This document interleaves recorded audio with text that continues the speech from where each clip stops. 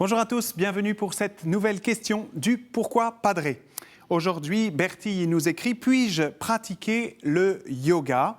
Comment identifier la limite de ce qui est sain et de ce qui ne l'est pas? Merci Bertille pour cette question qui est importante et qui touche beaucoup de chrétiens aujourd'hui. Historiquement, le yoga provient directement de la culture indienne et a un lien évident avec l'hindouisme. La forme répandue en Occident, se concentrant le plus souvent sur la dimension technique qui vise, par un travail sur la respiration et le corps, à permettre la méditation, n'est qu'une part de cette tradition.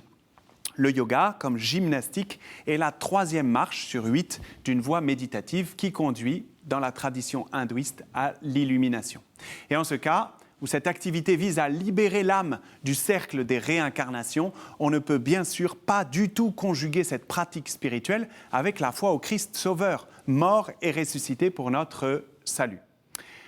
Cependant, dans une lettre écrite en 1989 sur ce sujet, le cardinal Ratzinger, qui deviendra le pape Benoît XVI, qui était alors préfet de la Congrégation pour la doctrine de la foi, développe longuement cette question et interroge la compatibilité de cette richesse orientale de méditation avec la vie et la prière du chrétien. L'Église dit bien qu'il ne peut être question de rejeter ces pratiques a priori parce qu'elles ne seraient pas chrétienne. Depuis toujours, notre manière de vivre notre foi, qui elle reste immuable, s'est enrichie de ce que les chrétiens ont pu accueillir de juste et de bon dans différentes cultures et d'autres religions. Donc en droit, il n'est pas interdit comme tel de pratiquer le yoga. Mais il faut garder à l'esprit quelques éléments de précaution. Cela va demander un discernement personnel en se posant quelques questions. Je vous en propose ici 3. La première question à se poser, c'est l'objectif recherché avec la pratique du yoga. Ce n'est pas la même chose d'y rechercher une technique de méditation ou une pratique physique qui remplacerait le cours de step ou de gymnastique. Cela est important d'être au clair avant de se lancer pour ne pas se laisser emporter là où on ne l'avait pas d'abord imaginé dans un espèce de mélange physico-spirituel incompatible avec notre foi.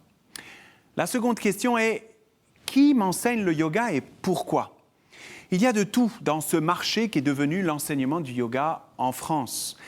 Est-ce que mon prof enseigne une technique corporelle seulement ou me fait-il réciter des mantras? Quel est son propre enseignant? D'où tient-il son savoir-faire? Autant dire, renseignez-vous. Et puis enfin, quel message, et c'est là peut-être la question la plus compliquée, je fais passer en pratiquant le yoga? Si je suis très clair avec ma vie de foi, avec mon attachement au Christ, et ce que je viens chercher par ailleurs dans le yoga, peut-être n'en est-il pas de même pour mes voisins, à qui j'explique très tranquillement dans l'ascenseur que je reviens de mon cours de yoga, ou de mes enfants, ou d'un autre paroissien, pas si assuré dans sa foi. Il y a un risque de flou qui laisserait penser que l'on peut concilier tranquillement une vie de foi chrétienne et des pratiques hindoues.